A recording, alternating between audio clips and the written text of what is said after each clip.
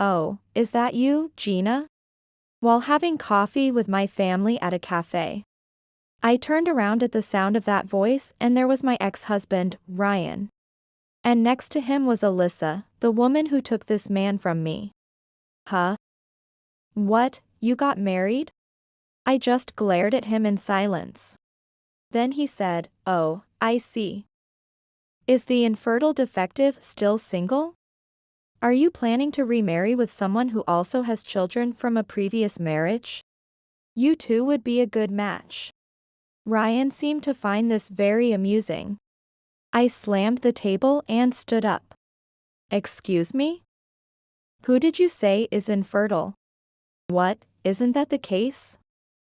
"Just kidding again." Ryan laughed mockingly.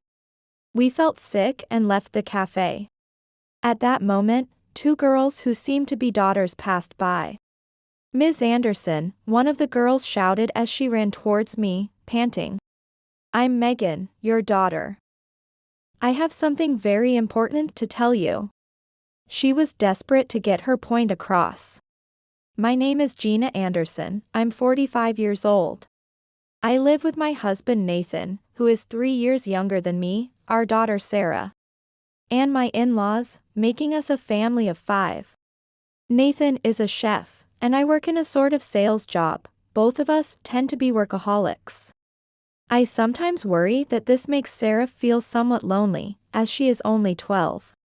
However, my in-laws live with us and are understanding of our work, treating Sarah kindly and sometimes strictly, which allows us to dedicate ourselves to our jobs. And on the rare days off we have together, Nathan showcases his excellent cooking. Sarah envies his skills, and whenever possible, she learns cooking from Nathan. I could never have imagined 17 years ago that such happy days would come my way. Nathan is my second husband. I divorced 17 years ago. My ex-husband was Ryan Irving, a senior colleague who was 5 years older. In my 20s, I moved departments from sales to general affairs after getting married, continuing to work while being a housewife. Back then, I thought we had a reasonably good marriage, or so I believed. But one day, out of the blue, Ryan told me he wanted a divorce. Why all of a sudden? Stunned, I stood before the divorce papers he thrust in front of me, not understanding what was happening. Then, Ryan's expression turned more serious than ever before. "You know, we've never been able to have kids, right?" I was shocked. Ryan had never mentioned such a thing since we got married. However, his mother often pressed the issue. I had lived with my in-laws for the 3 years of our marriage, and was constantly nagged about when we would have children. But I thought I had managed to keep Ryan from noticing his mother's attitude. I was also concerned about our inability to have children. However, I felt that rushing into fertility treatments wouldn't immediately change our situation. Things would happen when they could. That was what I believed. But I was naive. "Are you divorcing me because I can't have children?" That's not the only reason. At that moment, I had a bad feeling. "Hey, remember Alyssa?" "Of course I do. She was in my sales department." "What about her?" Just as a thought crossed my mind, Ryan spoke up. "Well, Alyssa is pregnant with my child now." "What?" I was at a loss for words at that moment. This news was completely unexpected to me. I hadn't known that Ryan was having an affair, let alone with Alyssa, my former junior. "I can't accept that you want a divorce just because you have a child with someone else," I argued with all my might. But Ryan calmly said this. "But Mom agrees with it." At that moment, I realized where the discussion had originated from. When I asked to confirm, "Right, I'm supporting him," and Alyssa, my mother-in-law, answered simply, "Why is that? Doesn't it mean that Ryan cheated? How can you tolerate that?" "Yes, I can forgive that." I was lost for words at her response. "Because you haven't shown any signs of having children." I've been worried about it all this time. That is. Indeed, from her perspective, it could be seen as a concern. After all, you two didn't say you weren't trying to have kids. So, it must be a problem on your side. Ryan continued. See, I told you. Mom wants to see her grandchild. And since there was no sign of that happening with you, it's natural, isn't it? Saying this, Ryan presented the divorce papers to me, who was stunned in disbelief. I quickly resigned myself to the fact that I no longer had a place anywhere. Signed the divorce papers. Looking back, I should have demanded a proper division of assets and compensation at that time. But at that moment, I was not in a state to make rational decisions. At work, the news of the divorce and its reasons spread quickly. Meanwhile, Alyssa quit her job and seemed to easily settle into being a housewife upon getting pregnant and giving birth. As for me, instead of being seen as the unfortunate woman who was cheated on, rumors spread that I was unattractive and had stolen her husband. Eventually, I resigned from the company. I could no longer bear the curious looks and gossip. And for a while, I holed up in a small room in a place where I had moved. But one can't live on nothing. As someone not particularly skilled in cooking, I went out on a whim. Drawn by the scent of stew from a small shop, I lingered over the menu for a long time until the cook asked, "What would you like?" It seems I had been looking at the menu for quite a long time. At that moment, I realized how tremendously tired I felt. As I ate, tears and sniffles involuntarily followed. Yet, the cook quietly placed extra napkins in front of me as I continued eating in silence. That cook was Nathan, my current husband. After that, I began visiting the restaurant frequently and eventually started dating Nathan. Despite being older and divorced, our feelings for each other did not change, and we got married. Soon after our marriage, I discovered I was pregnant with our daughter, Sarah. Unlike my former mother-in-law, my new in-laws were very kind. I am truly grateful to my current in-laws, who cherish me like their own daughter as my family is far away. They even said if I ever wanted to work because staying at home all the time was depressing, I should do so without hesitation. I started helping out in the restaurant where Nathan worked, taking over the accounting part, which the owner disliked. Years later, the owner fell ill and retired, and Nathan, whose skills had always been recognized, took over the restaurant. Over the next decade, our work and parenting went smoothly. One day, Nathan, Sarah, and I were cafe hopping. For Nathan and me, it was half fun, half study. We discussed things like how nice the menu was, or whether some places should consider smaller sizes. "Hey, is that you, Gina?" I turned around at the sound of that voice, and there was Ryan, a man I had nearly forgotten.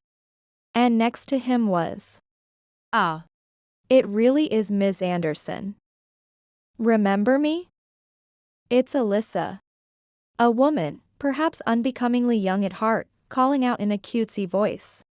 Alyssa was there. She must be 40 by now, already middle-aged, yet dressed and made up in a way that felt a bit out of place.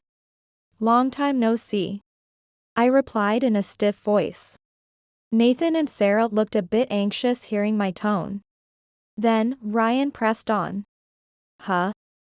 What, you got married?" I glared at him silently. Then he said, "Oh, I see. Is the infertile defective still single? Are you planning to remarry with someone who also has children from a previous marriage? You two would be a good match." Ryan seemed to find this very amusing. Nathan and Sarah looked bewildered by his off-target remarks. I slammed the table and stood up. "Excuse me? Who did you say is infertile?" "Oh? Ms. Anderson, why are you suddenly getting angry? What, isn't that the case? You married someone with a child because you can't have your own. What is wrong with these people?" Pointing to Nathan and Sarah, I firmly clarified. That's not true. I married this man a long time ago, and this child is my own. Oh, come on, stop joking. Ryan said this with a laugh. I was appalled. Why does he insist on thinking I'm infertile? Shall we leave this place? Nathan suggested, looking at me. Sarah also looked uneasy. Yes, let's go. It's upsetting to even see them. Oh, really? Then a seat's going to free up here. Hey, come on over. As we headed to the exit, a girl who looked about high school age approached somewhat plumply. Ah. I see, that must be the child who was in Alyssa's belly back then. As I passed by the girl, I thought this fleetingly. Let's forget about this place and eat somewhere nearby. Yes, let's enjoy some drinks properly this time. We checked our map. That's when it happened. Ms. Anderson, the same girl, shouted as she ran towards me, panting. I'm Megan, your daughter. I have something very important to tell you. She was desperate to get her point across. And that was the first step that would change our fate. 6 months later, I was visiting a certain building. My destination was a company on an upper floor. Excuse me, I'm Gina Anderson, scheduled to meet with Mr. Owen, the sales director. Thank you for waiting, Ms. Anderson. The receptionist began, then paused, looking surprised. Could it be Ms. Holmes? Mr. Owen, the sales director, called me by my maiden name. Indeed, this was the company where I used to work. Yes, it's been a while, Mr. Owen. I smiled at my former boss. So, you're moving into the tenant space downstairs? Yes, it's my store. Oh. Wow. Mr. Owen exaggerated his surprise a bit. I'm really sorry about back then. I couldn't do anything. Mr. Owen, you were in a different department at that time. And I don't think you could have stopped those tactless people. Yeah. That's true. But I feel bad about the unpleasant experiences you had. I was his boss, after all. Just then, Ryan, who seemed to have returned from a sales call, entered the floor. What? Why are you here? Did you come because you ran into me the other day? I just silently watched Ryan making his lighthearted comments. Does he realize his boss is nearby?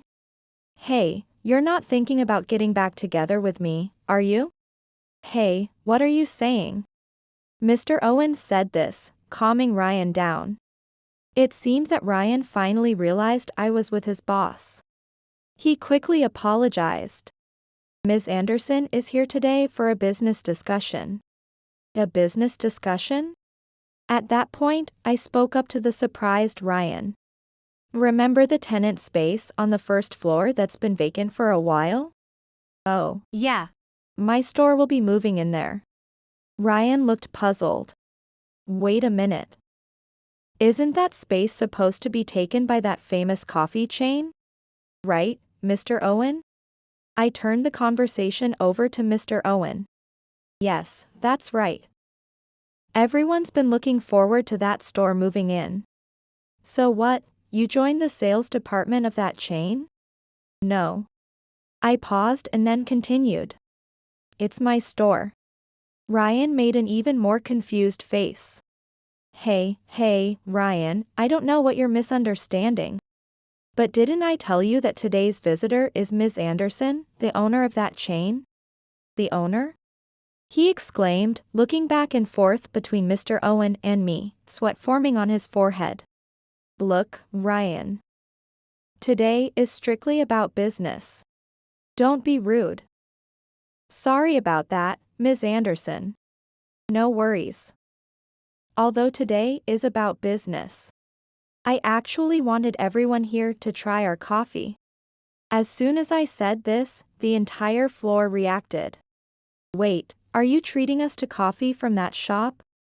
The young office lady was quick to react. Yes, that's right. I hope you will become our most valued customers. And I look forward to a long relationship with all of you.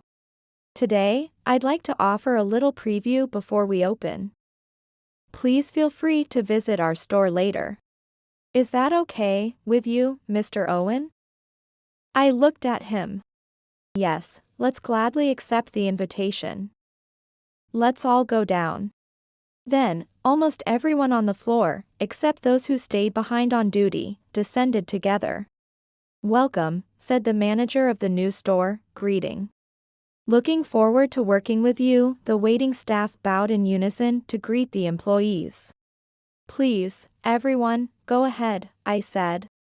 And the employees began to find their seats with youthful eagerness. Our coffee isn't particularly unique in itself. It's more affordable and simpler than a certain famous coffee shop known for its lavish toppings. And what we sell are straightforward menus and delicious meals. You can have a takeaway lunch if you wish, and for dinner. When you're willing to spend a bit more for something tasty. That's the kind of menu that made our first store flourish. After prospering, I trained staff and expanded our stores. And now I'm the president of a coffee chain with an annual revenue of $50 million. Well, how about this table over here for you folks? I invited Mr. Owen, Ryan, and a few others to a table somewhat apart from the rest. Then, a few people got up there. What? Ryan was surprised by their presence. Wait a minute, Megan, why are you here? Why? Well. Megan snickered through her nose and continued. Because I'm a guest today, too. But, isn't this place only for staff and related persons right now? Ryan hurriedly responded. But I'm a related person today, too. Oh, and by the way, Dad. Actually, my real father is here, too. Ryan seemed not to understand his daughter's words immediately. Megan ignored her father's confused look and continued. Let me introduce him. This is Mr. Ted Morris, my real father. Ryan looked even more baffled. I guess you wouldn't understand, Dad. We need one more guest to come here. With that, Megan turned towards the display window. Through it, a woman was looking around and quickly walking towards us. It was Alyssa, dressed as youthfully as when we reunited 6 months ago. Alyssa hurriedly opened the door and said, Megan, as she rushed over. Look, the other guest has arrived. Mom, this way, Megan said in a calm tone. Alyssa turned toward us and quickly approached, then suddenly looked shocked. Megan, why are you Ted? Alyssa asked with a trembling voice. Why? Because he's my father, too, Megan replied, standing firm before her stunned mother. Ryan seemed to finally understand the situation. Hey, Alyssa, do you know anything about this? Do you have any connection with this man? I don't know him. I don't know this man at all. While shaking her head vigorously, Alyssa tried to leave, but Nathan and I stopped her. Since you've come all this way, how about a cup of coffee? I suggested, offering Alyssa a seat and asking the staff to bring coffee. Right, the coffee here has been very popular recently. You really should have at least 1 cup before you go. Megan said, practically forcing her mother to sit down. What a brave young lady, only 16 years old. Yes, that day, Megan chased after us and brought up her concerns. The reason was, she had heard that I was once the wife of her father.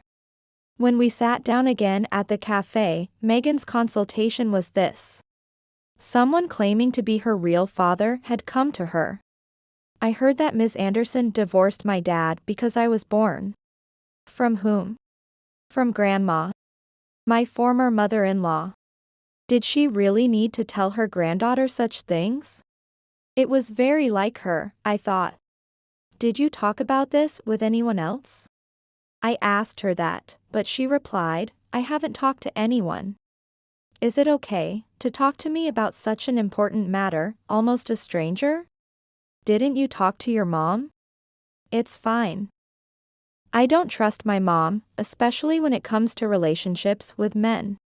Megan stated this bluntly. Because I can't trust my mom, I thought maybe this person could really be my real dad. She was referring to Ted Morris, with whom we were sitting today. At first, she spoke with doubt, but it seems she became convinced by the gifts he mentioned. Ever since I was little, my mom would suddenly give me expensive clothes or accessories. But only when my dad was away on business trips. As a child, she just felt happy to receive these special gifts. But as she grew older, she began to sense something was off. During a conversation with Mr. Morris, she asked if he had ever sent her gifts. Mr. Morris immediately smiled, pleased, asking if she had received them. Further questioning revealed that Mr. Morris remembered the contents and timing of those gifts well. And they matched exactly with Megan's memories. So I asked for a DNA test with him. When I heard this, I thought she was a very brave girl to initiate such a matter. But saying such things, what do you think about your dad and mom? I don't care about my dad. He hardly ever comes home. And I don't know if it's because of work or something else. Oh. So Ryan had become an indifferent parent after all. Despite using the presence of children as a reason to divorce me. Just as I thought this, Megan's next words surprised me. As for my mom, I'm not sure if they're dating, but there's a man she likes who isn't my dad. Just the other day, they came home together in a taxi. Her words sounded bitterly ironic. But you came to the cafe with your family recently, didn't you? That was just a show, dragged there under the guise of a family outing by my dad. In contrast, your family seemed happy. She said this with a touch of sadness. Excuse me for asking, but are you sure Sarah isn't your stepdaughter? Absolutely not. This child is my own. I firmly said this, embracing Sarah. Then at that time, my dad was really rude to you, wasn't he? I've always heard about it. Yes. In the past, your father and grandmother pushed me into divorce. But after I remarried, I had this child immediately and have been living happily ever since. I had completely forgotten about your family, to be honest. I couldn't even remember their faces right away. Is that so? I'm envious. Hearing this made me want to help her. It seemed that their family was still twisted in some way. Over the past 6 months, I attended meetings between Mr. Morris and Megan. And ultimately, we arranged this meeting. It's been a really long time, Alyssa. Mr. Morris said this with a smile. I don't know anything about you. Alyssa said this in a rush. Well, I might have changed a lot too. But DNA doesn't change. Then Mr. Morris presented the DNA test results to Ryan and Alyssa. Both took the report and looked at it intently. What they saw confirmed that Megan was not related to Ryan as a parent. But she was almost certainly Mr. Morris's daughter. Upon understanding this, Ryan suddenly looked at Alyssa, his face turning pale. Alyssa, seeing his expression, panicked. No, this is a fake, a forgery. Then you should test as many times as you need. Though I think it will be the same no matter how many times you do it. In fact, here are the results from several tests. He casually produced more documents, presumably from another facility. Alyssa then lunged at Megan. How could you do this? What are you talking about? Where did you come from today, Mom? What are you talking about? Megan then rummaged through her bag, pulled out her smartphone, and started doing something on it. Soon, she turned the screen towards Alyssa. I got this sent to me. Displayed were images of Alyssa entering and leaving a hotel with another man. This must be a fake picture. It has to be. No, it's not. How can you say that? I am saying that because I want to take this child from you guys. You can't do that. Alyssa exclaimed. I can if this parent-child relationship is proven. Also, hey, Ryan, can you really endure knowing she has been deceiving you about your paternity? Ryan choked up. Cuckoldry, you say? At his voice, the nosy office ladies around started whispering. Yes, I intentionally invited company staff here to expose this turmoil.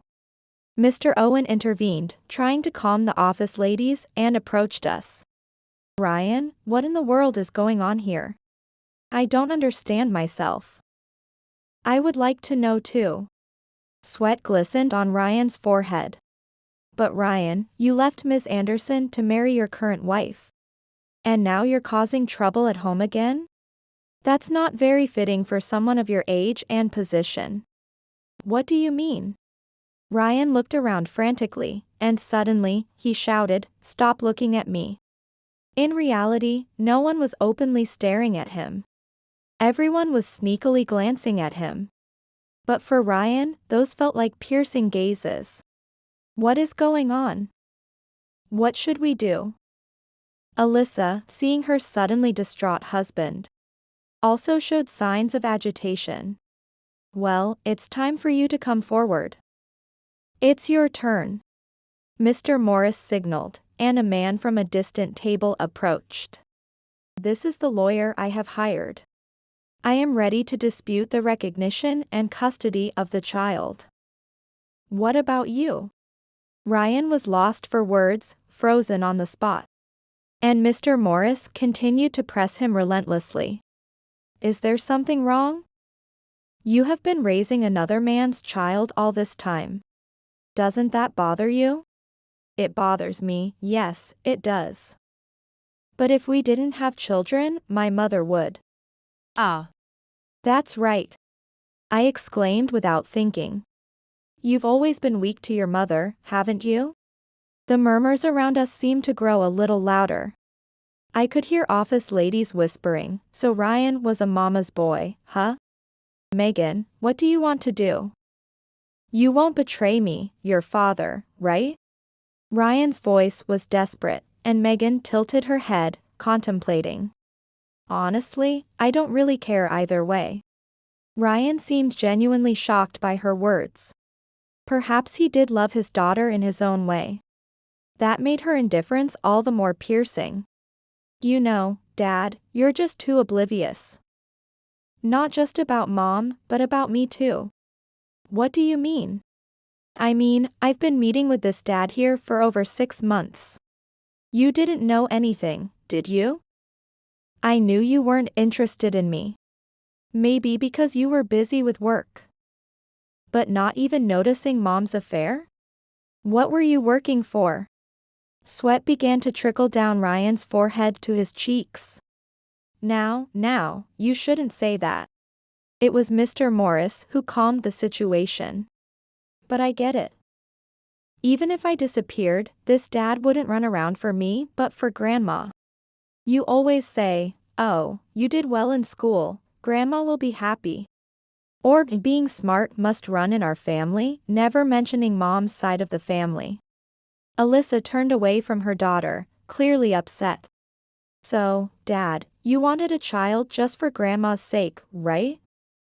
What do you say? Ryan was at a loss for words. Megan looked a bit sad and said to Mr. Morris, see, this is what he's like. At that moment, Alyssa suddenly shouted. Megan! What are you saying? Dad has been working hard every day for us. And Mom, you're the one who's been betraying him without any trouble, aren't you? You didn't notice either, right? Well, it makes sense, I wasn't home much. And when I brought it up, Mr. Morris here confirmed it. Confirmed. Yes, replied the lawyer. I was asked by Mr. Morris to investigate your affair. We hired a detective agency and gathered solid evidence. Those photos earlier are just a part of it. Sigh. What a mess. Mr. Owen sighed as he watched the chaos unfold. To think you'd stir up all this at once. Ryan, you were excellent at your job, but you can't even keep your family together. No, but that's not. It's not my fault. Ryan's voice grew weaker. Mr. Morris pressed further. So, what will you do? As I said earlier, I am ready to fight. As he spoke, Ryan staggered and then collapsed. Call an ambulance, call an ambulance. The scene erupted into chaos. It seemed Ryan couldn't handle everything that had suddenly come to light. It can't be helped. Well, let's talk about this slowly, Mr. Morris said kindly. Then suddenly, Alyssa turned to Mr. Morris and snapped. You've really made it, haven't you? Using lawyers and detectives. You've come a long way from back then. That's true. Mr. Morris responded as if it were obvious. Because I got rid of a gold-digging curse like you. I now have better finances, a better job, and a wonderful wife. Hearing this, Alyssa's shoulders slumped right there. I'm sorry for causing a scene. Please enjoy your time. I smiled at the office ladies who were curiously looking over. Soon after, Ryan and Alyssa ended up divorcing. The former mother-in-law was furious with Alyssa. There were two reasons. One was obviously the cuckolding, but another was that tests revealed that her beloved son, Ryan, was infertile. Ryan's failure to investigate this himself had infuriated his mother. After the storm settled, he seemed to age all at once. He even began to show early signs of dementia. It became clear that he would need care. Ryan, having caused family strife in his youth and now again, was criticized for his lack of managerial skills, and was pushed into a less demanding role by Mr. Owen. But honestly, that menial job was probably all he could handle now. His mental health had deteriorated after the shocks. Having always believed he was right, he was shattered by the revelation that I was not infertile. That he was the one without fertility, and most of all, that his daughter whom he thought loved him had easily written him off. All these things had snapped what had been his confident demeanor in the social sphere. After the divorce, Alyssa tried to go to the man she had an affair with. But he desperately claimed it was a one-night stand, that he didn't know she was married, or that he didn't know her real age, and managed to escape. It turns out Alyssa had been lying about her age by 10 years. When she told him her real age, the man's reaction was nauseating, according to the lawyer. Once she realized she had been abandoned, Alyssa tried to turn to her parents. But they refused her, and she was left with nowhere to go. After that, Alyssa simply vanished. What could a woman who had been a housewife all her life, sneaking around her mother-in-law and having affairs, do? Well, she should just sink as low as she goes. As for Megan, she was taken in by her biological father, Ted, and his wife. They pleaded with her to live with them for at least a little while, even though she was almost an adult. This was because Ted's wife had been unable to have children. Over 6 months, Megan had gotten to know her and they had grown close. She deserved a happy life, free of any wrongdoing. Since then, and perhaps because of the little scandal, the new store flourished. We also became good friends with the company upstairs. To the office ladies, the wife who was divorced and fought to become the president of a chain store was something of an aspiration. It makes me blush to hear it, but I think how times have changed. And occasionally, Sarah, my daughter, and Megan exchange messages. It's a strange twist of fate, but children can make friends in such unexpected ways. Even though their mothers were almost enemies, the kids themselves had nothing to do with it. Nathan looks at them with a warm expression. As I cherish this family, I plan to keep working hard and keep focusing on my happiness and my home.